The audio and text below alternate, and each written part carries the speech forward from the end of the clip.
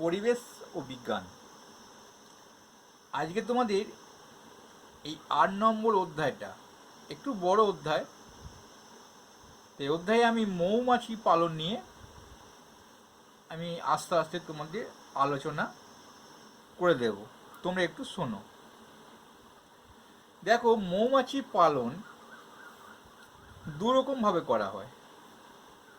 একটা দেশীয় পদ্ধতি, যেটা আর আধুনিক বা বৈজ্ঞানিক পদ্ধতি। দেশীয় পদ্ধতিতে তার আগে একটা জায়গা আমরা জেনে নিই, মধুমক্ষিশালা কি বা মধুমক্ষী সেটাই হচ্ছে এপিয়ারি। এপিয়ারি বা মধুমক্ষিশালা আসলে প্রাকৃতিক বা কৃত্রিম ভাবে জায়গা ব্যবহার করা হয়। একটা মৌমাছি চাষ করার জন্য তো একটা জায়গা চাই, সেটা জলের ওপর বা অন্য ফাঁকা জায়গা হবে না। তাই চাষ করার জন্য একটা জায়গা চাই, সেই জায়গাটাই হচ্ছে আসলে মধুমক্ষিশালা বা এপিয়ারি। জায়গাটা আমি মৌমাছি দুরকমভাবে চাষ করতে পারি, কৃত্রিমভাবে করতে পারি বৈজ্ঞানিক পদ্ধতিতে, বা প্রাকৃতিকভাবে করতে পারি, কিন্তু তো একটা জায়গা দরকার হয়। সেই জায়গাটাই হচ্ছে মধুমক্ষিশালা। যেমন গরু পোষার জন্য একটা রাখার জন্য জায়গা হয়, খাটাল। গরু চড়াবার জন্য একটা জায়গা থাকে, চারণভূমি। তেমনি মৌমাছি চাষ করার জন্য একটা জায়গা ব্যবহার করা হয়, সেই জায়গাটা হচ্ছে মধুমক্ষিশালা। আসলে অন্য কিছু নয়, যাকে এপিয়ারি বলা হয়। সে কৃত্রিমভাবেই চাষ করি আর প্রাকৃতিকভাবেই চাষ করি। তবে সংজ্ঞাটা দেখে না, মৌমাছি পালন করার জন্য মৌমাছিদের যে প্রাকৃতিক বা কৃত্রিম জায়গা দরকার হয় বা ব্যবহার হয়, সেটাই হচ্ছে মধুমক্ষিশালা। আর বিজ্ঞানসম্মত পদ্ধতি হোক আর কৃত্রিম উপায়ই হোক, মৌমাছি প্রতিপালন যেটা করাটা, সেটাই কিন্তু হচ্ছে মৌমাছি পালন বা মৌ চাষ। এবার চলো আমরা দুরকমভাবে ভাগ করতে পারি, দেশীয় পদ্ধতি আর একটা বৈজ্ঞানিক পদ্ধতি। বৈজ্ঞানিক পদ্ধতি মানে তো আধুনিক। বেশ, দেশীয় পদ্ধতিতে কোনো কাজ নেই, যত কাজ কিন্তু বৈজ্ঞানিক পদ্ধতিতে। একটুখানি দেখো, দেশীয় পদ্ধতি হলে কীরকম হয়, কোথায় মৌচাক হয়েছে সেটা গিয়ে দেখবো, খুঁজে দেখবো, হ্যাঁ এই গাছে একটা মৌচাক হয়েছে। মৌমাছিরা যাতে ভালো আশা করতে পারে, তার জন্য একটু কায়দাকরণ করা আর মধু সংগ্রহ করে নিয়ে চলে যাওয়া, এটাই হচ্ছে দেশীয় পদ্ধতি। তিনটে ভাবে হয়। দেখো, বলছে যে এই পদ্ধতিতে মৌমাছি প্রতিপালন করা হয় না, প্রতিপালনটা কিন্তু দেশীয় পদ্ধতিতে করা হয় না। কে প্রতিপালন করতে যাবে? ওই গাছে একটা মধু হয়েছে, মৌচাক হয়েছে, মধু সংগ্রহ করলাম, চলে এলাম, বা মৌমাছিতে যাওয়া আসার জন্য একটু রাস্তা করে দিলাম। যত কাজ কিন্তু কৃত্রিম পদ্ধতিতে, কৃত্রিমভাবে, অর্থাৎ বৈজ্ঞানিক পদ্ধতিটা। বেশ, সেটা যাচ্ছি পরে। বুঝে দেখো, এখানে কি বলছে, প্রতিপালন করা হয় না, শুধু গাছের ডাল বা দেয়ালে বা কার্নিসে প্রভৃতি জায়গায় তৈরি হওয়া মৌচাক খুঁজে বার করতে হবে। কোথায় মৌচাক হয়েছে খুঁজে বার করতে হবে। তারপরে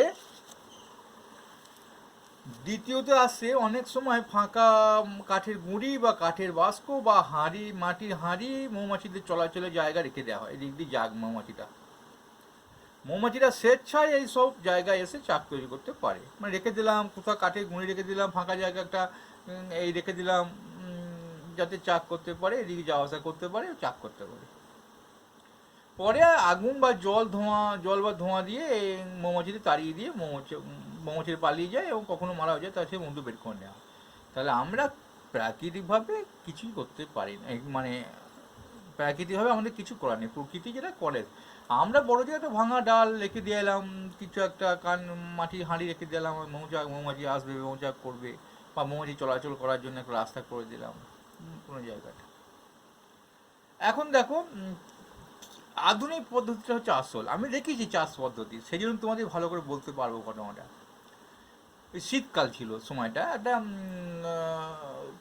সর্ষে ফুল মাঠে মাঠে ধরেছে। দেখছি যে গ্রামে সাইডেই, একদম পাশেই কি হলো, কাঠের বাস্ক গাদা নেমে গেল। কি ব্যাপার, এত কাঠের বাস্ক? মৌচাষ পালন। দেখলাম কি সেখানে মৌচাক তৈরি করাই আছে।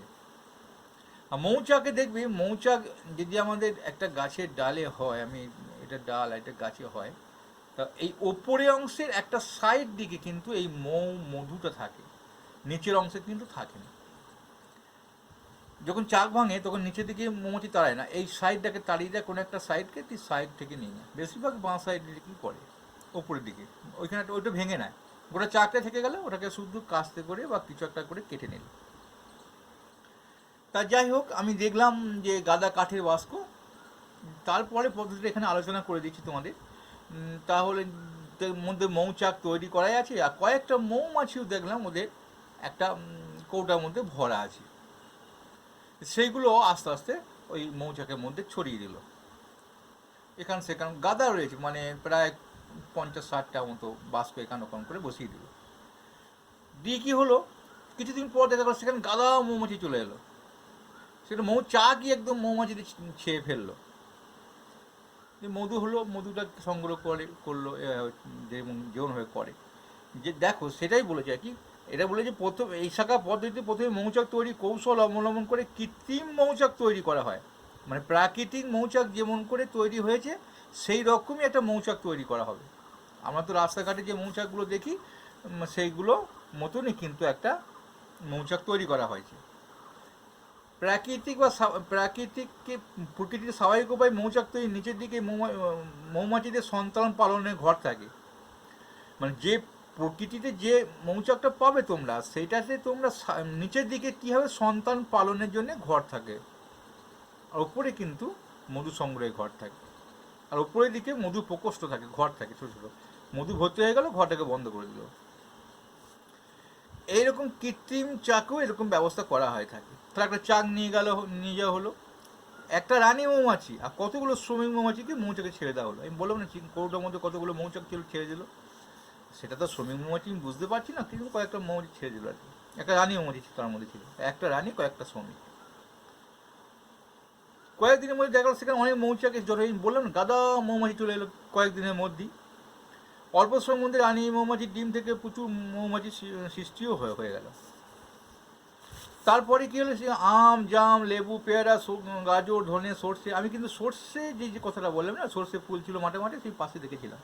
বা যেখানে এইসব গাছগুলো আছে আর কি, গাদা আম বাগান আছে, লেবু বাগান আছে, পেয়ারা বাগান আছে, বাগান একটা দুটো গাছ তাহলে হবে না, লাউ, কুমড়ো, এটা যেখানে থাকবে মৌমাছিরা মকরন্দ সংগ্রহ করে, মধুর রসটাকে, মধুটাকে মকরন্দ মধুটাকে সংগ্রহ করে।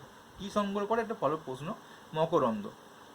তাই মৌমাছি পালন করতে গেলে মধুমুক্তশিলার কাছাকাছি এইসব গাছ থাকা দরকার, মানে এইসবগুলো থাকতে হবে। সর্ষে যেমন গাছ ছিল বা প্রচুর মাঠে সর্ষে ফুল হয়েছিল, তা সেই সময় দেখলাম আর কি, সংগ্রহ করলো। আর মৌচাক থেকে বিশুদ্ধ মধু সংগ্রহ করার জন্য বিশেষ ধরনের মধু নিষ্কাশন যন্ত্র ব্যবহার, এখানে যন্ত্র ব্যবহার করা হয়। আমাদের প্রাকৃতিক উপায়ে মৌমাছিগুলো কী দেখি, সেটা সেই জায়গাটা কেটে নেয়, মধুর অংশটা উপর দিকে থাকে, কেটে নেয়, এরা বুঝতে পারে, মৌমাছি সরিয়ে দেয় আগুন তাপ দিয়ে, ধোঁয়া দিয়ে। আর এরা কিন্তু একটা বিশেষ যন্ত্র দিয়ে আস্তে আস্তে মধুগুলোকে সংগ্রহ করছে, মধু নিষ্কাশন যন্ত্র। এই গেল মধু সংগ্রহের পদ্ধতি, প্রাকৃতিক উপায় আর একটা বৈজ্ঞানিক উপায়, কৃত্রিম উপায়। ভালো লাগলে অবশ্যই একটা লাইক করবে।